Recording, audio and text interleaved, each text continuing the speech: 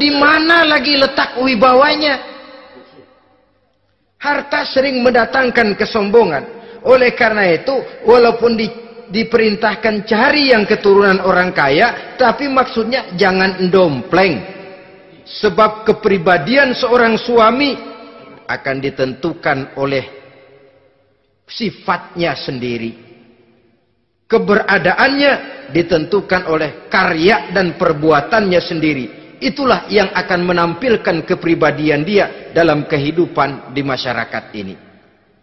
Saudara-saudara kaum muslimin, terutama adik-adik remaja dan para pemuda, kan kadang-kadang di zaman sekarang kan kelas-kelas gigolo, playboy ya, nyari tante-tante kesepian, mejeng-mejeng di pinggir-pinggir jalan dengan harapan apa? Ya barterlah.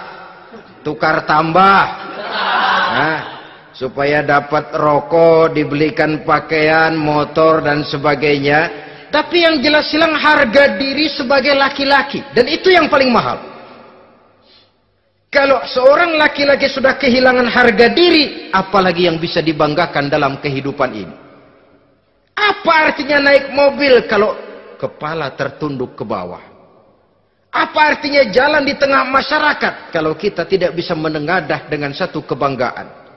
Hilangnya harga diri merupakan kehancuran awal dari sebuah pribadi yang untuk jangka panjang kita tidak akan bisa lagi berbuat banyak. Tanpa harta orang memang sulit untuk bahagia, tapi harta semata-mata bukan merupakan jaminan bahwa orang lantas akan bahagia. Saya barangkali harus berkata, banyak orang miskin yang kaya, tapi tidak sedikit orang kaya yang miskin. Saya ulangi ini, banyak orang miskin yang kaya, tetapi tidak sedikit orang kaya yang miskin. Nah, bagaimana pengertiannya? Orang miskin yang kaya, materinya sederhana, peralatan rumah tangganya sederhana, tapi hatinya kaya. Oleh karena hatinya kaya, jiwanya lapang. Sebaliknya, orang kaya yang miskin, di tengah kelimpahan materi yang berlimpah, segalanya serba ada, hatinya yang miskin. Kelimpahan materi tidak akan sanggup mengobati kemiskinan hatinya. Sehingga di tengah kehidupan yang serba ada, dia masih merasa kurang, maka dia tidak pernah cukup. Di tengah kemilauan dan gemerlapan serta glamornya rumah mewah, dia merasa hidup di tengah gurun pasir yang gersang dan tandus. Karena itu, biarlah miskin harta tapi kaya budi, daripada kaya harta tapi miskin budi. Lebih utama lagi, kaya harta, kaya budi. Itu idealnya. Dasar pilihan ketiga, sesudah rupa dan harta, menurut Nabi, keluarga.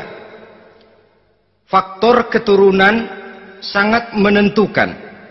Pepatah mengatakan buah apel akan jatuh tidak terlalu jauh dari pohonnya. Biasanya kalau bapak kalong anak kampret, bapak nyolong anak nyopet. Itu fotokopi.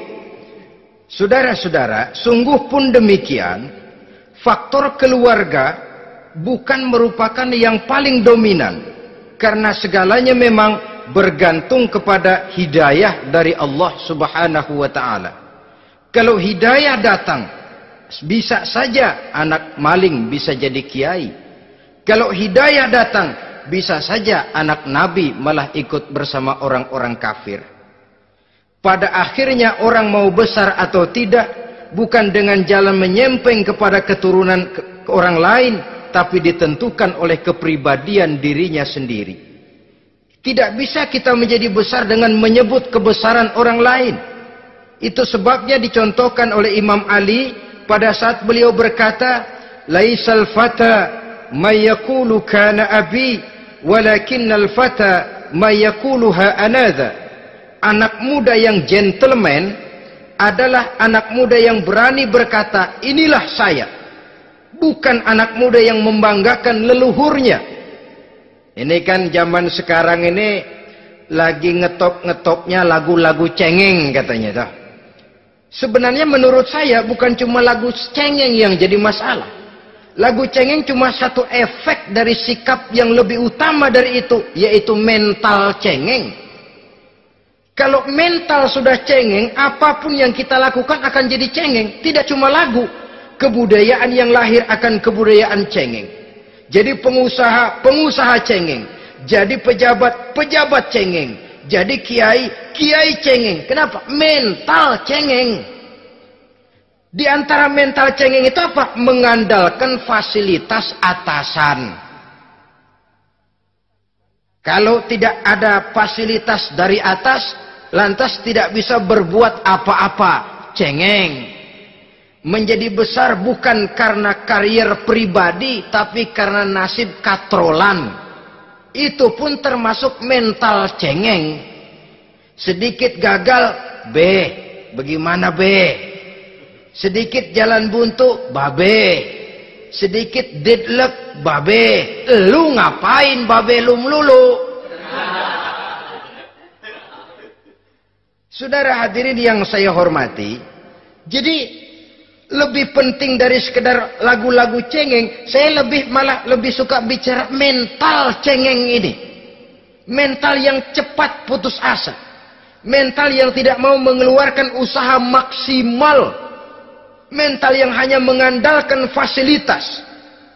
Sedangkan pribadinya tidak lebih daripada pribadi sumuhun dawu, pribadi kulon nuwun, pribadi kumaha juragan wae, pribadi oke bos. Pribadi asal bapak senang.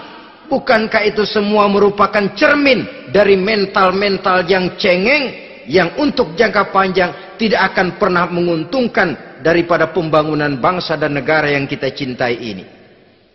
Seseorang mau besar atau tidak, bukan dengan jalan menyempeng kepada kebesaran orang lain. Bahkan Syauqi dalam sebait syairnya yang lebih tegas mengatakan,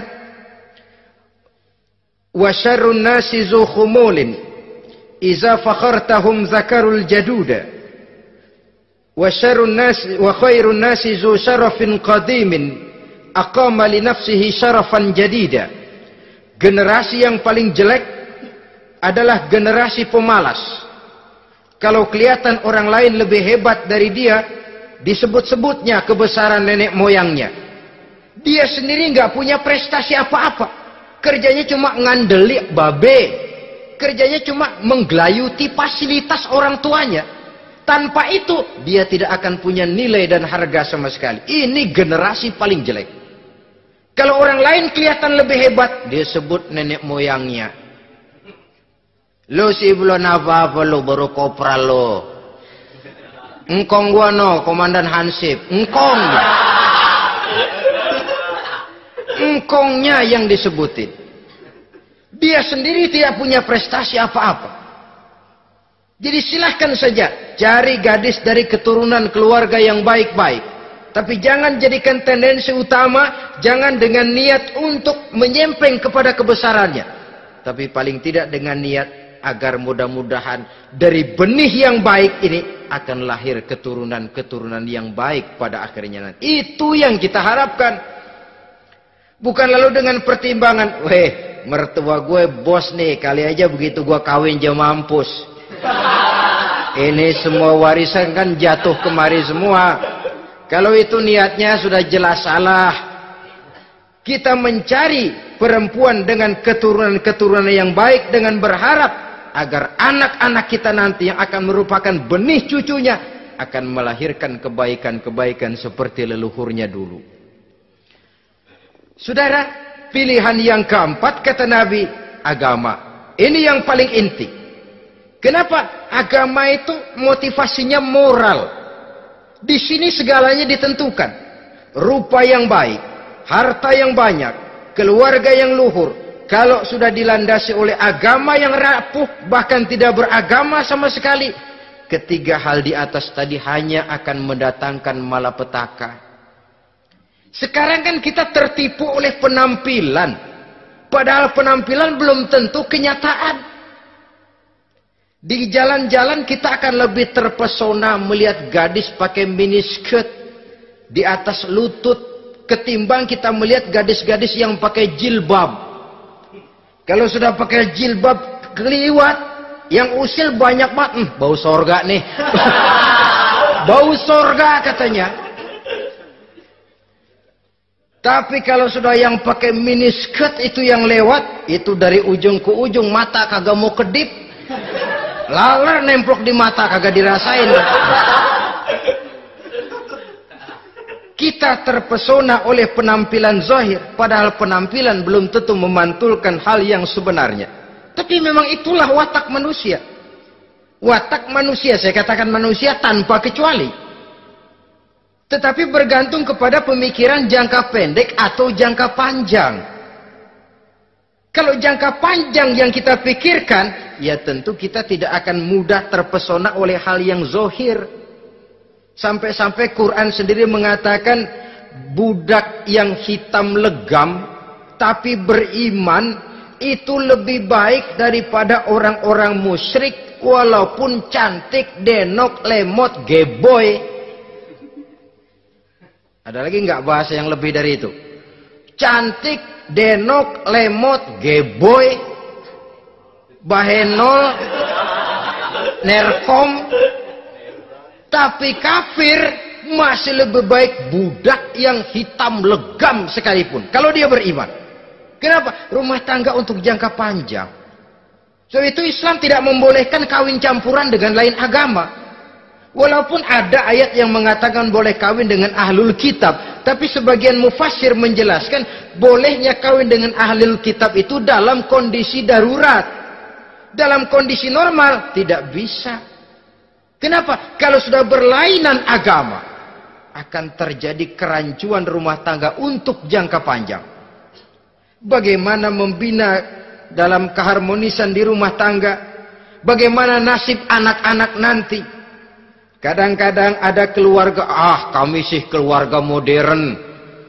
Anak-anak kami berikan kebebasan untuk milih agama apa saja. Bapaknya Islam, istrinya Kristen, anaknya ada yang Hindu, Buddha.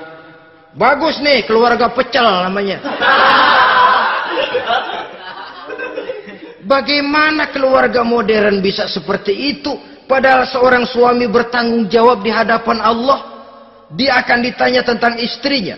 Dia akan dimintakan pertanggungan jawab tentang anak-anaknya. Kalau istri kita berlainan agama, mungkin terjadi pengkaplingan. Pokoknya kalau anak perempuan ikut ibu, anak laki ikut bapak. Administrasi dunia bisa begitu, tapi akhirat pertanggungan jawab di hadapan Allah. Bisakah kita? Sorry aja Tuhan emang janjinya begini. Saudara hadirin yang saya hormati, oleh karena itu budak legam hitam kalau beriman masih lebih baik daripada orang-orang yang tidak beriman walaupun cantik dan mempesona. Kenapa? Ini faktor agama. Ya buat 1-2 bulan bisa terwujud rumah tangga yang tentram. 2-3 tahun mungkin masih bisa bertahan, tapi sampai kapan? Sampai kapan itu akan terwujud? Pada akhirnya akan muncullah dilema yang akan sulit buat diatasi. Oleh karenanya motif agama dijadikan stres oleh Nabi. Fasfar bizatiddin taribat yadak. Pilih agama sebagai titik sentral, sebagai pilihan utama. Kalau agamanya kuat, walaupun rupanya sederhana, tapi karena nilai agamanya kuat, dia bisa menyenangkan hati suaminya. Dia bersolek untuk kepentingan suaminya. Dia taat kepada suaminya. Harta, dia anak orang kaya untuk membantu perjuangan suaminya. Tapi kalau tidak ada modal agama, rupa yang cantik bisa menyengsarakan suami. Apalagi kalau suami kere. Istrinya sudah cantik, kaya ataupun tidak kaya kadang-kadang. Udah, suaminya suruh ngempuk di rumah bininya yang kerja. Ya kalau kerja mendingan kalau dikerjain itu.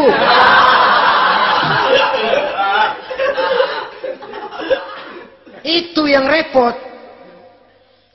Saudara hadirin yang saya hormati, dan ini bukan 1-2 kasus. Alangkah malangnya kalau sudah terkena hal seperti itu. Akhirnya seperti pengaduan sahabat kepada